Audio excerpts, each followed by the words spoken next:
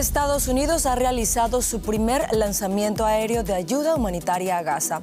Sin embargo, organizaciones humanitarias advierten que esto no será suficiente para atender las necesidades de más de 2 millones de personas que se encuentran en la franja.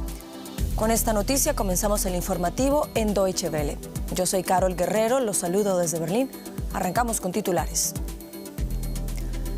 3 aviones militares de Estados Unidos distribuyeron unas 38.000 comidas en Gaza.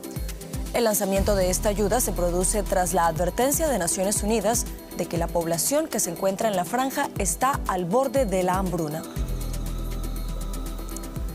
Berlín ha confirmado que Moscú espió conversaciones entre oficiales alemanes de alto rango. Para el canciller federal Olaf Scholz, se trata de un asunto muy grave.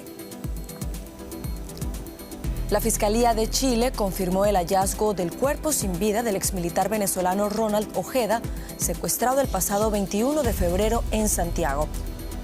Las autoridades han confirmado la detención de un joven venezolano de 17 años por su presunta relación con este crimen.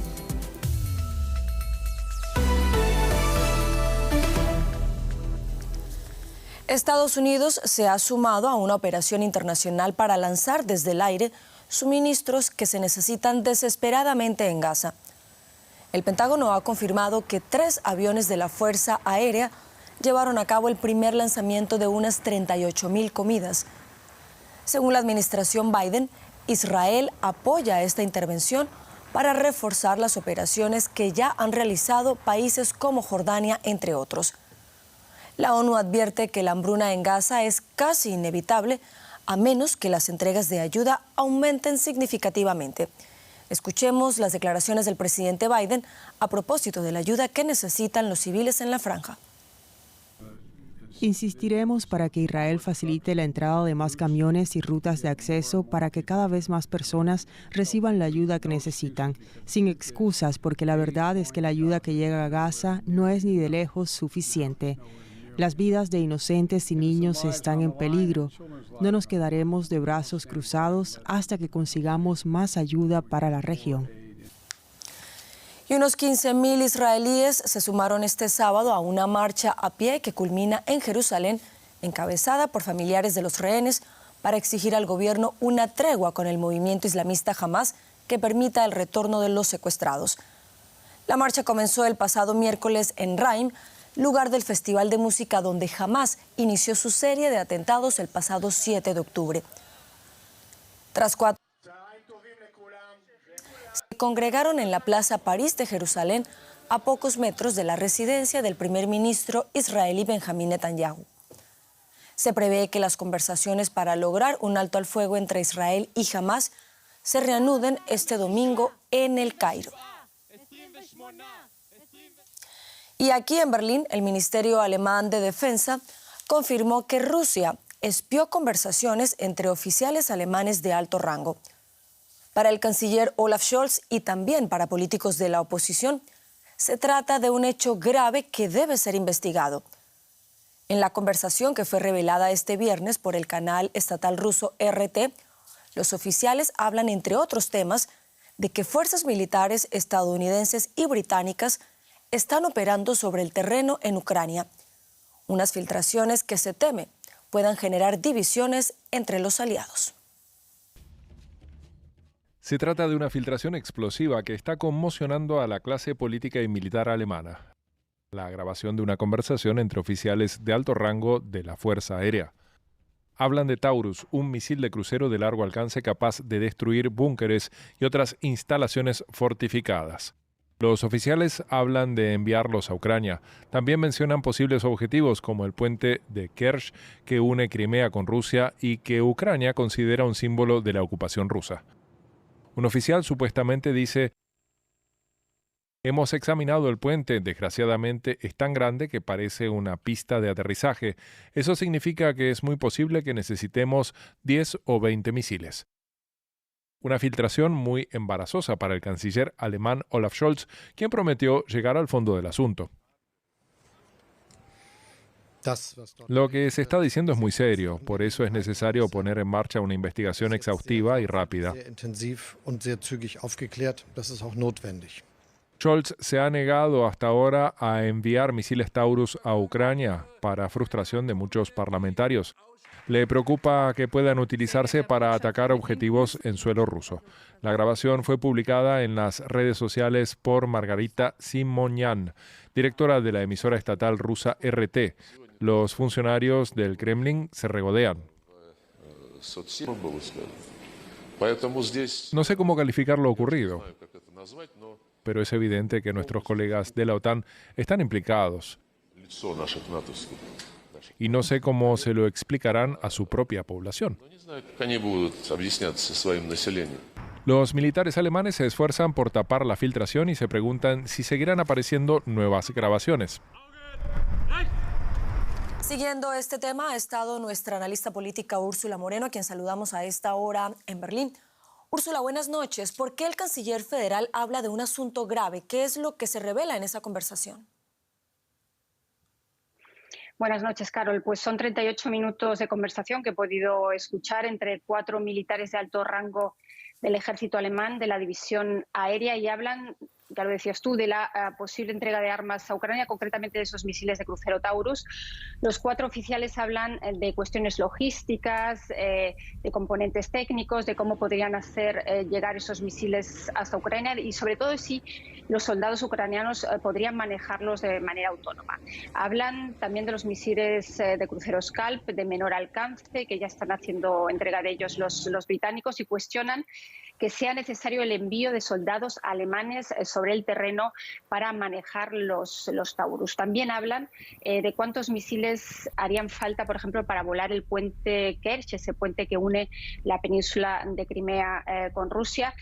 Y recordemos en todo esto que el canciller es reacio a que su país envíe misiles Taurus a Kiev porque tiene un alcance de 500 kilómetros, más que los Scalp, por ejemplo, para evitar precisamente una escalada del conflicto y porque uno de sus argumentos siempre ha sido que haría falta enviar también soldados alemanes sobre el terreno. Úrsula, pero ¿qué credibilidad merecen estas filtraciones? Bueno, el Ministerio de Defensa, ya lo decías, ya ha confirmado que hubo tales filtraciones, aunque no especifica si estas grabaciones han sido manipuladas o no. Por otro lado, revela una verdadera negligencia porque se utilizó un canal no se utilizó un canal cerrado del Ministerio de Defensa, sino una plataforma comercial, porque uno de los oficiales se enganchó a estas conversaciones desde Singapur con su celular. Esto es motivo, evidentemente, de muchas críticas por parte de la oposición, que se pregunta si hay un problema estructural de seguridad, pero supongo que tampoco los socios de la OTAN estarán muy satisfechos con que se maneje así información que es muy sensible, Carol. ¿Pero por qué ha elegido un medio ruso este momento para publicar estas conversaciones y qué influencia puede tener sobre el suministro de los Taurus, Úrsula? Bueno, esto es muy interesante y puede interpretarse de varias maneras. Carol, es un intento más por parte del gobierno ruso, evidentemente, de dividir a los socios europeos, a los socios de la OTAN, en lo que llamamos una guerra híbrida. Estas conversaciones que se han filtrado, todo hay que decirlo, hablan siempre en condicional, porque de principio a fin de esos 38 minutos queda claro que no hay luz verde por parte del gobierno para enviar los misiles Taurus a Ucrania, pero que de recibir esa luz verde deberían estar preparados rápidamente. Por eso hablan de todas esas cuestiones logísticas. Pues bien, el Kremlin, con estas filtraciones a través de un medio afín, está advirtiendo probablemente al gobierno alemán de que saben lo que se habla en secreto y que Alemania se lo piense 2 veces antes de enviar misiles crucero a Kiev, que, como sabemos, lleva pidiendo insistentemente Ucrania desde hace meses, Carol. Úrsula Moreno, gracias por este análisis a propósito de estas revelaciones. Y vamos ahora a Chile. Allí la Fiscalía confirmó el hallazgo del cuerpo sin vida del exmilitar venezolano Ronald Ojeda, desaparecido desde el miércoles 21 de febrero.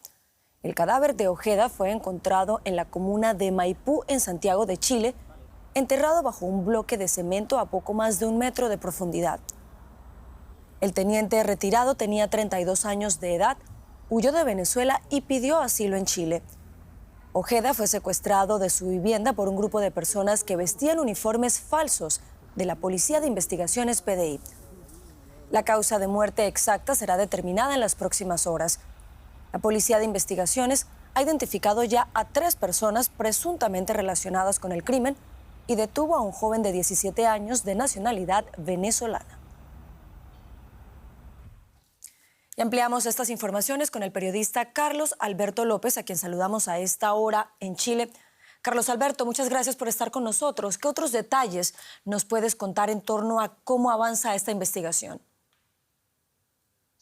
¿Cómo estás, Carol? Gusto de saludarte. En definitiva, el próximo lunes vamos a poder tener acceso a toda la información respecto a este caso. Vale la pena consignar que es una investigación que se maneja bajo absoluta reserva y, de hecho, en horas de este mediodía se realizó la audiencia de control de detención de este ciudadano venezolano de tan solo 17 años que fue detenido en las proximidades de este lugar donde fue encontrado el cuerpo sin vida de este teniente de ejército. No se realizó la formalización de cargos, se amplió su plazo de detención para el próximo lunes, donde a eso de las 11 de la mañana se va a sentar nuevamente en el banquillo de los acusados y se le va a explicar ante el estrado, en definitiva, cuáles son las causas por las cuales él está siendo investigado. No obstante, ha trascendido que en definitiva él está siendo pesquisado por delitos de secuestro con resultado de homicidio.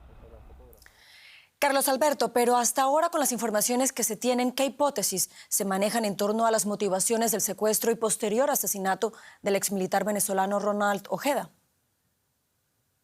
El mismo hecho que la investigación se maneje bajo absoluto hermetismo ha hecho especular diversas posibilidades. Una de ellas es que, en definitiva, desde el propio gobierno venezolano se haya instigado de alguna manera para que, en definitiva, se produjese este secuestro. Se habla además que esto es crimen organizado. Las características de este secuestro es distinto a otros que se han producido en el último tiempo acá en Chile, porque acá no hubo una solicitud de rescate, no fue un secuestro extorsivo, sino que inmediatamente estos falsos funcionarios de la Policía de Investigaciones llegan a su departamento el día 21 a eso de las 3:15 de la mañana, se lo llevan en un vehículo simulando un operativo policial y luego, cuando se avisa esto y se chequea si correspondía en definitiva a un operativo policial, se da cuenta que no lo es. Se inician las investigaciones y cuando se conocen estas características que dan cuenta que no es un secuestro cualquiera, da luces a que el propio gobierno pida y concuerde con el Ministerio Público para que se realice una investigación absolutamente hermética. Aún no conocemos mayores detalles. El próximo lunes, sin lugar a dudas, cuando se realice la formalización de cargos de este adolescente de 17 años, vamos a conocer mayores antecedentes y también quiénes son estas 3 personas que ya se encuentran debidamente individualizadas, pero que están siendo intensamente buscadas por la Policía Civil acá en Chile.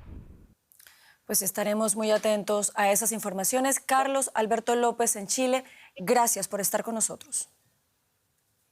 Buenas tardes. Y en Panamá, unos 250 migrantes irregulares provocaron disturbios este sábado en una estación de recepción migratoria en la provincia de Darién, ocasionando daños e incendiando las instalaciones del albergue. El incidente ocurrió en la estación temporal de recepción migratoria de San Vicente tras una discusión entre 2 mujeres que desencadenó en una pelea entre los distintos grupos que allí se encontraban.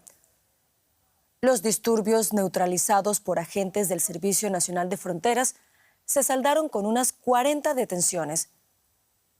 El aumento de migrantes que optan por la peligrosa ruta del Darién hacia los Estados Unidos ha sido progresivo desde 2021, llegando a la cifra récord de más de 520,000 el año pasado. Cambiamos completamente de tema, vamos ahora a los Estados Unidos porque allí la diseñadora de interiores, experta en textiles e ícono de la moda Iris Apfel ha fallecido a los 102 años de edad. Con sus enormes gafas redondas, Apfel se distinguía por su inconfundible estilo personal. Alcanzó la cima de su fama entre los años 80 y los 90. Fue objeto de exposiciones en museos y de un famoso documental titulado Iris. La creadora defendía la audacia en la moda. Si te pones algo y no funciona, decía ella, no te preocupes, la policía del estilo no va a arrestarte. Y con Iris Apfel llegamos al final del informativo. Sigan conectados a Deutsche Welle. Yo los espero en menos de una hora con más noticias. Sigan con nosotros.